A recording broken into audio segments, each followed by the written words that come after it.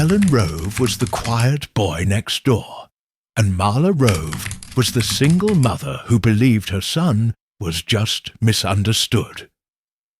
But beneath their ordinary home, a nightmare was unfolding, one so dark, so meticulously hidden, that no one in Glenridge saw it coming. What began as a missing persons case would soon unravel into one of the most disturbing discoveries the town had ever known. A teenager hiding a monstrous secret just beneath his mother's house. Kellan Rove had always been described as the kind of teenager every parent wished for. He was quiet, respectful, and never caused trouble, living with his single mother, Marla Rove, in a modest aging home at the end of a quiet street. Kellan's life appeared simple and uneventful from the outside. He kept to himself, spent most of his time in the basement or behind the house in a cluttered wooden shed, and only spoke when spoken to. His teachers said he was intelligent but detached, as if he lived inside his own head. His neighbours often saw him mowing lawns or walking alone, earbuds in, head down, never bothering anyone. Inside the house, things were always neat. Marla, who worked long shifts at a nearby nursing home, took pride in maintaining order despite her busy schedule. She trusted her son. He never gave her a reason not to. She let him lock the basement door after he insisted it was for his personal science projects. He'd even placed a keep out sign on the knob. Marla found it amusing, just a phase, she thought. Every teen wanted privacy. She didn't press him, even when a strange chemical odour began to occasionally drift up from below. Kellan told her it was just old paint cans and rust remover. Still, there were small moments of unease that Marla brushed aside. The way Kellan stared too long at the television when crime documentaries played. The way he locked his bedroom even when he was inside. Once she caught a glimpse of something strange in the laundry. Dark stains on his socks and jeans, faint but noticeable. Kellan had said he tripped over rusted wire in the backyard. She accepted it. She wanted to believe her son was normal. In town, stories had begun to circulate. First, it was the disappearance of a neighbour's cat. Then someone's garden tools went missing. A few weeks later, a group of boys claimed they saw someone crouched behind the old train station at night, watching them. It was chalked up to urban legends, kids making things up for attention. Nobody connected any of it to Kellan. Why would they? He wasn't a troublemaker. He didn't even hang out with the boys at school who got into fights or skipped class. But when 14-year-old Finn Torvek disappeared, everything changed. Finn had been riding his bike home from soccer practice. He took the same route every day, down the main street across the park, then through the shortcut behind the grocery store. That evening, he never made it home. His mother waited by the window until dark. Hours passed. Panic set in. By the next morning, search parties were organized. His bike was found tossed in a drainage ditch 2 blocks from the Rove residence. No blood, no signs of a struggle, no footprints leading away. Just the faint impression of tire tracks on the grass, heading toward the wooded edge behind the neighborhood. The town was shaken. Flyers with Finn's face were stapled to telephone poles. Police cars slowly rolled through neighborhoods. Kids were warned not to walk alone. A reward was offered. Days passed, then a week. Nothing, not a trace. In the middle of it all, Kellan Rove continued on like nothing had happened. He went to school. He mowed the lawn. He even offered to help pass out flyers once. Marla was proud. She told her co-workers her son had a kind heart, that he wanted to help. But at school, Kellan began to stand out in strange ways. He avoided eye contact. He stopped answering questions in class. One of his classmates said they saw him sketching, something disturbing in his notebook, a child in a box with chains drawn around it.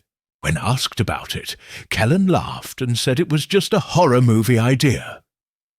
Behind his calm exterior, something much darker was growing, something carefully hidden, sealed beneath the basement floor of the home he shared with his mother. And no one, not the teachers, not the neighbours, not even Marla, could have guessed what secrets were buried just beneath their feet. 3 weeks had passed since Finn Torvek vanished, and the community had started to lose hope. The once constant search parties grew smaller, and the nightly news began covering other stories. But at Glenridge High School, something lingered in the halls. A strange, heavy silence. It was as though the building itself was waiting for something terrible to come to light. Principal Dane Moritz was not someone who reacted easily to panic. A former army officer turned educator, he had seen enough to separate drama from danger. But over the past few months, he had noticed unsettling changes in Kellan Rove, one of the more withdrawn students under his watch. Kellan was never disruptive, never aggressive, but his behaviour had shifted in ways Morris couldn't ignore. He'd started wandering the halls during lunch, avoiding classmates, and spending more time than necessary in the dark corners of the library. Then came the art teacher's report. Kellan had submitted a project that depicted a human figure restrained in a cage, with red smears across the background. It was dismissed as a creative expression, but something about it unsettled everyone who saw it. The final push came when the janitor reported finding Kellan inside the school's maintenance closet late one afternoon. When asked what he was doing, Kellan simply walked past him without a word. The closet was normally locked, but that day it hadn't been. Inside, the janitor found nothing out of place, just ropes, cleaning supplies, and a pair of old gloves. Still, the encounter left him shaken. Principal Morris decided to contact the authorities, not with accusations, but with concerns. He told Detective Risa Malin that he wasn't pointing fingers, but if something was happening in the community, and if there was even a small chance Kellan was connected, it needed to be checked. He expected a polite brush-off, but instead, Detective Malin agreed to conduct a welfare check. She'd heard of Kellan Rove before, if only briefly, in connection with the neighbourhood where Finn's bike was found. Detective Malin and Officer Jones arrived at the Rove home late that afternoon. Marla answered the door, her nursing scrubs still wrinkled from her shift. She welcomed them in without hesitation, surprised but cooperative. The house looked perfectly normal. Faded wallpaper, a tidy kitchen, an old sofa patched with fabric tape. It smelled like bleach and lavender. There was no immediate reason to be alarmed. Malin kept her questions light, casual. She asked about Kellan's hobbies, his school routine, any recent changes in behaviour. Marla defended her son. He was quiet, yes, but focused. He had recently become interested in chemistry and engineering, hence the equipment she allowed him to store in the basement. She mentioned the locked door, adding that Kellan insisted it was for safety. Some of the chemicals he used were dangerous, he told her. She trusted him. He was responsible. But Malin noticed something strange. Near the bottom of the basement door, there was a faint grey smear, like dried dust or powder. More curious was the smell. Faint but sharp, metallic and chemical. It reminded her of old evidence rooms. She asked if they could look in the basement. Marla hesitated for the first time. She said she didn't have the key, and that Kellan kept it with him. Her voice didn't betray any fear, just discomfort at the sudden scrutiny. Without a search warrant or any clear evidence, Malin couldn't push further. She made note of everything and promised to follow up. As they left, Officer Jones glanced back at the house. Nothing seemed wrong from the outside, but both officers felt the same gnawing sense. Something wasn't right. Back at the station, Malin added Kellan's name to a growing list of persons of interest in Finn's disappearance. It was thin, barely a thread, but it was a start. What she didn't know was that just below their feet during that house visit, behind a thick wall of insulation and boards, something was watching. Something that once had a name. Something that was still alive. 2 nights after the visit from the detectives, the house on Meadowpine Lane seemed quieter than usual. Marla Rove couldn't shake the strange atmosphere that had settled over her home. She tried to convince herself it was just the stress of being questioned by the police, the weight of knowing her neighbourhood was still in fear after the disappearance of Finn Torvek. But something deeper gnawed at her, something unspoken, crawling just beneath her awareness. It began with the noises. At first, she thought it was the wind creaking through the old siding. But as the hours passed, the sounds grew clearer. Shuffling, faint tapping, and a rhythmic thump that seemed to come from the floor below. She paused the television and listened carefully, heart quickening. It stopped. Then, as she stepped away, it started again. She tried to laugh it off. Maybe it was the old furnace groaning through the cold snap. Maybe mice. Maybe pipes. But the sounds returned the next night, and this time they were louder. Round midnight, Marla was awakened by a scraping noise, long and harsh, like wood dragging against concrete. It came in intervals, followed by what sounded like knocking. Not loud, not urgent, just soft, persistent. She sat up in bed listening in complete darkness. The sound came again. 3 short knocks. Silence. Then 2 more. She got up, wrapped, in her robe, and walked barefoot toward the basement door. The smell hit her before she reached the hallway. A sour, metallic scent that wasn't there before. She stood frozen, staring at the locked door. The knob had fresh smudges on it, as if handled recently by dirty hands. Kellan wasn't home. He had told her he'd be sleeping over at a friend's house for a school project. She placed her ear against the door. Nothing. But her gut screamed that something was wrong. Marla had always respected her son's privacy. She believed in trust. But that night, something broke inside her. She went to the kitchen drawer, pulled out a worn screwdriver, and walked back to the basement. Her hands trembled as she jimmied the lock open, working it free with careful force. The door creaked open slowly, revealing a steep staircase plunging into darkness. She turned on the light. What she saw at the bottom was not what she expected. The basement was nearly empty. No chemistry sets, no engineering projects. just dust-covered shelves, a few buckets, and a large wooden crate under the stairs.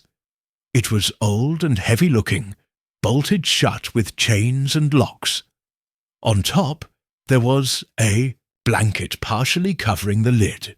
Marla stepped down the stairs, heart hammering in her chest. As she approached the crate, the smell grew stronger. Pungent, rotten, earthy. She pulled the blanket away. The chains were thick, but not all of them were intact. One of them hung, loose, snapped at the middle. The lock on the front was unlatched. Her stomach turned. She grabbed the lid and slowly lifted it. The moment the crate opened, a wave of stench hit her, so strong she nearly fell backward. Inside were torn pieces of fabric, blood-stained rope, a cracked bicycle helmet, and partially buried under the mess, a human bone. Small, pale, unmistakably real. She stumbled back in horror, nearly falling over a toolbox behind her. Her eyes darted to the wall where a rug had been carelessly pushed aside. There was a trapdoor hidden beneath. She pulled at it, revealing a narrow crawl space that stretched beneath the entire basement. A cold draught blew from within. She couldn't go further. Her knees gave out. She scrambled upstairs, hands shaking, breath short. She grabbed her phone and dialed the police. Words poured from her mouth, uncontrolled, frantic. Within minutes, squad cars arrived. Officers moved swiftly, and Detective Malin returned, now certain her instincts had been right. The team searched the crawl space, and what they uncovered was worse than anyone imagined. The space beneath the house held more than just remains. It held secrets stitched together in darkness, secrets that screamed from the silence. Bones, articles of clothing, ID cards, personal items that once belonged to teenagers who had simply vanished. The horror had been hiding there the entire time, beneath Marla Rove's feet, sealed away by the boy she thought she knew. News of the discovery beneath the Rove residence sent shockwaves through the small town. Within hours, police had cordoned off the entire property. Forensics vans lined the street, and neighbours gathered in hushed clusters, their faces pale with disbelief. The truth was undeniable now. Something unspeakably dark had existed beneath that house for months, maybe longer. And at the centre of it all was the quiet teenager no one had ever suspected. Kellan Rove was picked up by police just after dawn the next morning. He had been staying at an abandoned shack on the edge of town, not at a friend's house like he told his mother. When officers approached, he didn't resist. He stood in the doorway of the crumbling structure, hands by his side, blank expression, frozen on his face. No outburst, no fear, just silence, as if he had been waiting. Detective Malin watched as he was taken into custody. She had seen many criminals in her career, but there was something about Kellan that disturbed her in a deeper way. He didn't look dangerous. He didn't look anything. There was no regret, no confusion, no rage, just emptiness. In the interrogation room, the silence continued. Investigators presented photos, items found in the crawl space, bones, clothing fragments, pieces of tape and plastic. Kellan remained still. He didn't blink, not even when they mentioned Finn Torvek by name. The lead detective pressed him with questions about the crate, the trapdoor, the chains. Hours passed. Kellan finally uttered a sentence, flat and chilling. I wanted to see if they would break. It wasn't a confession in the legal sense, but it was enough to raise every alarm. Forensics teams worked tirelessly over the next week. Beneath the house, they uncovered a network of narrow tunnels leading from the crawl space to small dirt chambers, one of which appeared to have once held Finn. Based on the disturbed soil and the state of the bindings found nearby, investigators concluded he had likely been kept alive for several days, but he hadn't survived. His remains were positively identified through dental records, confirming what everyone feared. But it didn't stop there. Additional remains, fragmented bones, old shoes, personal trinkets, were found buried in the Unsolved farthest tunnel. The items didn't match any missing persons reports from the town. Detectives suspected that Kellan may have had other victims from outside the area, though it remained unclear how he could have managed that without anyone noticing. Some theorized that the victims were transients or children without guardians, drawn in somehow and erased without a trace. Kellan Rove, devastated and broken, was placed under psychiatric care after collapsing during questioning. The idea that her son could commit such atrocities while living under her roof shattered her. She told detectives that she had no idea. She never imagined. She loved him. He was her child. She believed in him. Now, everything she thought she knew had unraveled. Detective Malin's team pulled Kellan's school notebooks, computer, and journal entries. What they found painted a picture of a boy obsessed with isolation, control, and psychological domination. He had studied confinement, human fear response, and underground architecture. In one file, he wrote detailed diagrams of how long a person could survive in a small, oxygen-limited space. In another, he kept a list of names, some crossed out, others left untouched. The town was left shaken, its innocence shattered. Parents clutched their children closer. School counselors were flooded with worried families. And Meadow Pine Lane was now synonymous with horror. People no longer remembered the quiet teenager as just another face in the hallway. He was now a symbol of hidden darkness, of how evil can wear the mask of normalcy. Yet one question lingered in everyone's mind. How long had Kellan been planning this? Had his mother ever truly known him? Or had the monster within him always been waiting just beneath the surface, hidden beneath the very floorboards of their home? The trial of Kellan Rove began 6 months after his arrest, drawing national attention and turning the small town of Glenridge into a focal point of media frenzy. News vans lined the courthouse. Journalists competed for every update, and the courtroom was packed with reporters, grieving families, and silent observers haunted by curiosity and horror. The boy at the center of it all sat motionless each day, his face blank, his eyes hollow, as if the proceedings around him were a dream he had already dreamed countless times. Prosecutors painted a chilling portrait. They revealed how Kellan had used his mother's nursing schedule to his advantage, plotting his actions around her long night shifts.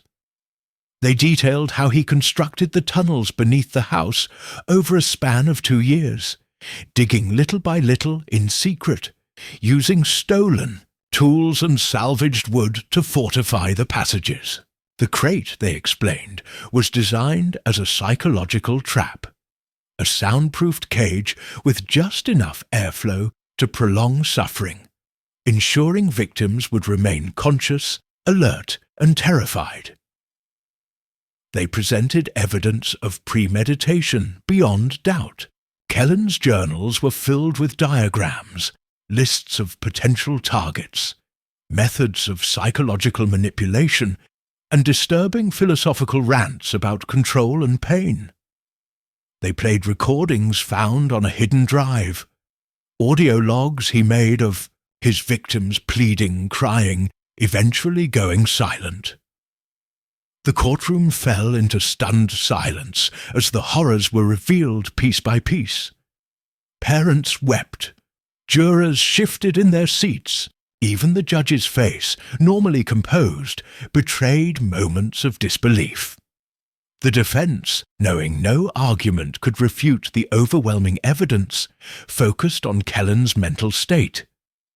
They argued that he suffered from undiagnosed antisocial personality disorder, perhaps even dissociative tendencies stemming from early childhood trauma. But psychological evaluations showed no signs of hallucinations or delusions. Kellan understood the consequences of his actions. He planned meticulously, executed with precision, and showed no signs of remorse. He wasn't out of control. He was always in control. The most haunting moment came when Kellan Rove took the stand. Her voice trembled as she answered each question, struggling to reconcile the boy she raised with the truth she now knew. She recalled his quiet nature, his early fascination with puzzles and mazes, and how he always preferred to be alone. There had been small incidents, a dead pet bird found in the backyard, a neighbour's missing cat, but nothing she ever connected to something darker. She begged the court for understanding, not for him, but for herself. She had lived in the house. She had slept above the crawl space. She had laughed, cooked dinner, celebrated holidays, all while something unspeakable grew beneath her feet. The jury deliberated for less than 4 hours. Kellan Rove was found guilty on multiple counts: first-degree murder, kidnapping, abuse of a corpse, and criminal mischief. Due to his age, only 17 at the time of the crimes, he was spared the death penalty. Instead, he was sentenced to life in prison without the possibility of parole. When the sentence was read, he didn't flinch. He simply looked forward, unmoved, unbothered. He was transferred to a maximum security facility far from Glen Ridge, where he would spend the rest of his days. There, he remained isolated from the general population, not for his safety, but for the safety of others. Even within the cold walls of a prison, his presence was unsettling.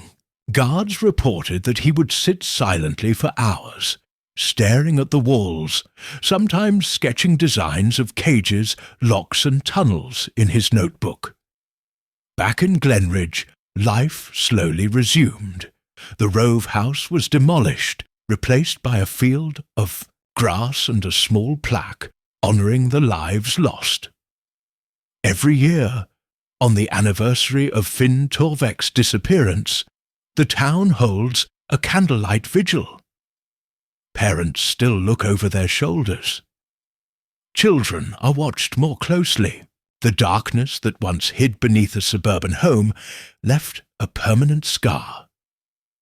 People still ask how no one saw it coming, how a teenager could dig such deep evil beneath his own home. But the truth, as Glen Ridge learned too late, is that monsters don't always hide in the woods. Sometimes they live in the bedroom down the hall.